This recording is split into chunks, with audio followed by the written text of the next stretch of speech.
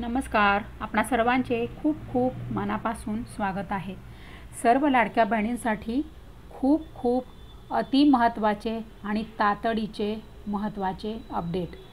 पती वडील दोन्ही नाही, EKYC सेकंड OTPसाठी आधार नंबरची गरज नाही, या विषयावर आपण आजच 7 वाजता आपला व्हिडिओ आलेला आहे.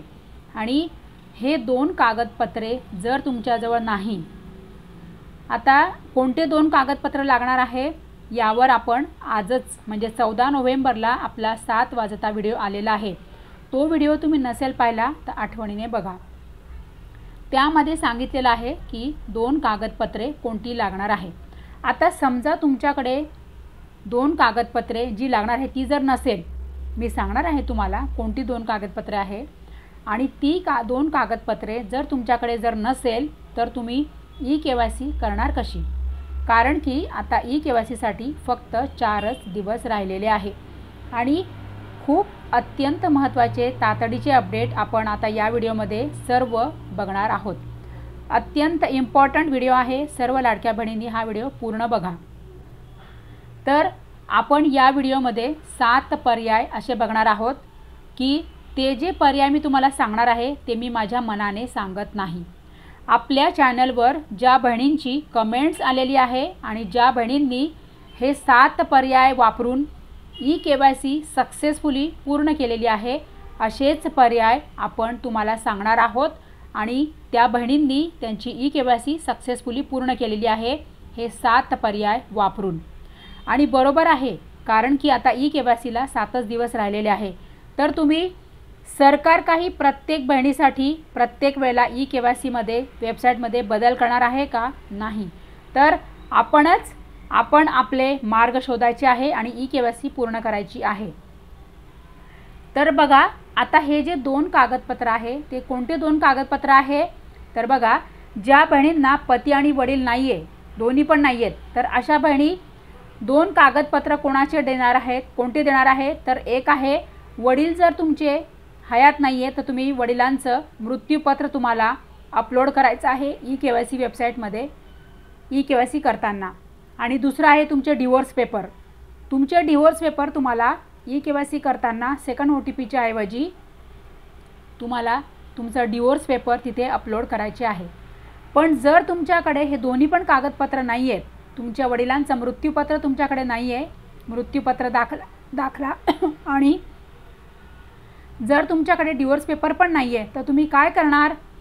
तर आपण बघूया पहिला पर्याय. तर इथे तुम्हाला तुमच्या भावाचा आधार नंबर द्यायचा आहे. सेकंड OTP येण्यासाठी EKYC करताना तुम्हाला तुमच्या भावाचा आधार नंबर द्यायचा आहे. आणि तुमच्या भावाचा आधार नंबर हा 2 महिलांना चालणार आहे. कोणत्या 2 महिला? तर भावाची पत्नी आणि भावाची बहीण असे तुम्ही 2 महिला तुमच्या भावाचा आधार नंबर देऊन सेकंड OTP पूर्ण करून तुम्ही तुमचे EKYC पूर्ण करू शकतात. आपण बघणार आहोत आता दुसरा पर्याय.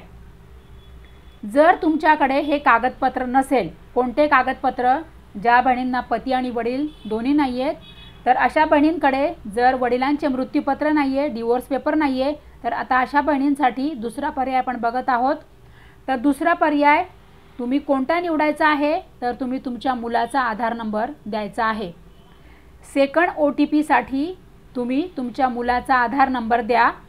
सेकंड OTP तुम्हाला येणार, मग तुम्ही EKYC पूर्ण करा, कॅप्चा कोड भरा आणि तुम्ही तुमची सेकंड OTPमध्ये तुमच्या मुलाचा आधार नंबर देऊन तुमची EKYC पूर्ण करा आणि तुम्ही लाडकी बहीण योजनेचा लाभ हा पूर्ण कंप्लीट सुरू ठेवा. आता आपण बघणार आहोत तिसरा पर्याय. ज्या बहिणींना पती आणि वडील दोन्ही नाही आहेत आणि ज्या बहिणींकडे वडिलांचे मृत्यूपत्र म्हणजे डेथ सर्टिफिकेट नाही आहे आणि ज्या महिलांकडे डिवोर्स पेपर नाही आहे, तर अशा महिला काय करतील. तिसरा पर्याय बघत आहोत आपण. तर अशा महिलांनी सेकंड OTPसाठी तुमच्या वडिलांचा आधार नंबर तुम्ही कसा देणार. तुम्ही तर म्हणाल माझे वडील वारलेले आहेत. हो, बरोबर आहे. तर महा-ई-सेवा केंद्रामध्ये मी स्वतः गेले होते आणि तिथे मी त्या महिलेचं बोलणं रेकॉर्डिंग केलेलं आहे. जर तुम्हाला विश्वास नसेल तर मी पुढच्या व्हिडिओमध्ये सगळे रेकॉर्डिंग मी माझ्या व्हिडिओमध्ये आणणार आहे।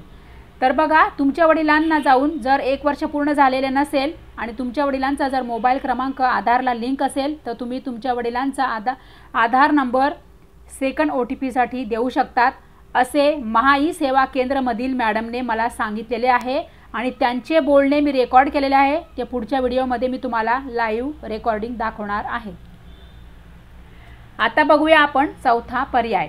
तर लाडकी बहीण योजनेमध्ये तुम्ही eKYC करताना जर तुमच्याकडे पती आणि वडील यांचे तुमच्याकडे जर पतीचे डिवोर्स पेपर नसेल, डिवोर्स झाला असेल तर, आणि वडिलांचे जर डेथ सर्टिफिकेट नसेल तर तुम्ही सेकंड OTP येण्यासाठी तुम्ही कोणता पर्याय निवडाल तर तुम्ही तुमच्या आईचा आधार नंबर देऊ शकतात। तर याबद्दल पण मी माझा शनिवारचा जो व्हिडिओ आलेला आहे त्यामध्ये मी लाईव्ह कमेंट टाकलेली आहे व्हिडिओमध्ये। तर तुम्हाला विश्वास नसेल तर पुन्हा मी सर्व कमेंट्स माझ्या व्हिडिओमध्ये टाकेल आणि तुम्हाला तो पुन्हा नवीन व्हिडिओ आणेल। तर आपल्याच चॅनलवर एका ताईने कमेंट केलेली आहे, त्या ताईने तिच्या आईचा आधार नंबर दिलेला आहे सेकंड OTPसाठी आणि तिच्या आईचा आधार नंबर देऊन तिने तिची eKYC सेकंड OTPसाठी सक्सेसफुल पूर्ण केलेली आहे आणि तिची eKYC पूर्ण झालेली आहे सक्सेसफुली। तर आता आपण बघत आहोत पाचवा पर्याय। तर ज्या बहिणींकडे हे कागदपत्र नाही आहेत, ज्या बहिणींचे डिवोर्स झालेले आहे त्यांच्याकडे डिवोर्स पेपर नाही आहे, ज्या बहिणींचे वडील नाही आहेत, हयात नाही आहेत, त्यांच्याकडे वडिलांचं मृत्यूपत्र नाही आहेत, तर आता अशा बहिणी सेकंड OTPसाठी कोणाचा आधार नंबर देणार तर तुम्ही तुमच्या बहिणीचा आधार नंबर देऊ शकतात। तुमचा बहिणीचा आधार नंबर देऊन तुम्ही तुमची सेकंड OTPसाठी बहिणीचा आधार नंबर द्या, नंतर तुम्हाला सेकंड OTP येणार, मग तुम्ही पूर्ण ती eKYC पूर्ण करा आणि eKYC तुमची सक्सेसफुली पूर्ण करा। ज्या बहिणीने तिच्या बहिणीचा आधार नंबर देऊन तिची सेकंड OTP देऊन तिची eKYC पूर्ण केलेली आहे, याही बहिणीची कमेंट माझ्याकडे आलेली आहे। ती लाईव्ह कमेंट मी तुम्हाला पुढच्या व्हिडिओमध्ये सर्व लाईव्ह कमेंट टाकणार आहेत आणि सर्व मी एका जणाची मला कमेंट आली की तुम्ही खोटं बोलतात म्हणून, तर मी येरवड्याला फोन केला होता, पुणे येरवड्याला महिला व बाल विकास अधिकारी येरवडा पुणे येथे मी फोन कॉल केलेला आहे, त्यांचंही रेकॉर्डिंग माझ्याकडे आहे। मी सर्व माझ्याकडे आधार आहे, तेव्हाच मी तुमच्याशी एवढं ठामपणे बोलून व्हिडिओ बनवते आहे। खोटे व्हिडिओ आपण बनवणार नाही, खोटे अपडेट आपण टाकणार नाही आणि कोणाचीही आपण दिशाभूल करणार नाही। तर आपण आता बघणार आहोत सहावा पर्याय। ज्यांना पती आणि वडील दोन्ही नाही आहेत आणि ज्या बहिणींकडे हे 2 कागदपत्रे, म्हणजे कोणती 2 कागदपत्रे तर वडील गेल्याचं मृत्यूपत्र तुमच्याकडे जर नसेल आणि डिवोर्स झाला असेल तर तुमच्याकडे जर डिवोर्स पेपर नसेल तर तुम्ही सेकंड OTP eKYC करताना तर तुम्हाला सेकंड OTP तुम्हाला टाकायचा आहे, तर तुम्हाला मुलीचा आधार नंबर द्यायचा आहे। त्यासाठी सेकंड OTPसाठी तुम्ही तुमच्या मुलीचा आधार नंबर द्या आणि सेकंड OTP तुम्ही पूर्ण करा आणि तुमची eKYC पूर्ण करा। ही सुद्धा कमेंट मला आलेली आहे, अशा या ताईचा मला कमेंट आलेली आहे। या ताईने तिच्या मुलीचा आधार नंबर दिलेला आहे, सेकंड OTPसाठी तिने तिच्या मुलीचा आधार नंबर टाकून तिची eKYC सक्सेसफुली पूर्ण केलेली आहे। आता आपण बघत आहोत 7वा पर्याय। तर eKYC करताना जर तुम्हाला पती वडील नाही आहेत, हे तर आपलं सगळं पाहिलंच आहे आपण, पण आता 7वा पर्याय आपण काय बघत आहोत, ज्या बहिणींना कोणीच नाही, ज्या बहिणींना कोणीही नाही आहे तर अशा बहिणींनी सेकंड OTPसाठी कोणाचा आधार नंबर टाकायचा आहे आणि ज्या बहिणींकडे हे दोघी कागदपत्र नाही आहेत आणि ज्यांना कोणीच नाही आहेत अशा बहिणींनी सेकंड OTPसाठी काय करायचं आहे तर अशा बहिणींनी तुम्ही पहिली पायरी पूर्ण करायची आहे। पहिली पायरी म्हणजे कोणती तर बघा, eKYC करताना तुम्ही सर्वात आधी तुमचा स्वतःचा आधार नंबर टाकतात, मग तुम्हाला कॅप्चा कोड भरावा लागतो, मग नंतर तुम्हाला OTP येतो आणि तुम्हाला OTP आल्यानंतर तुम्ही तो OTP भरतात। इथेच तुमची पहिली पायरी eKYCची पूर्ण होते, म्हणजेच तुमची अर्धी eKYC इथेच पूर्ण होते, म्हणजे तुमची हाफ KYC इथेच पूर्ण होते। जर तुमच्याकडे हे सर्व पर्याय नाही आहेत जे मी आज या व्हिडिओत सांगितले आहे तर तुम्ही हा पर्याय हाफ KYCचा पूर्ण करा।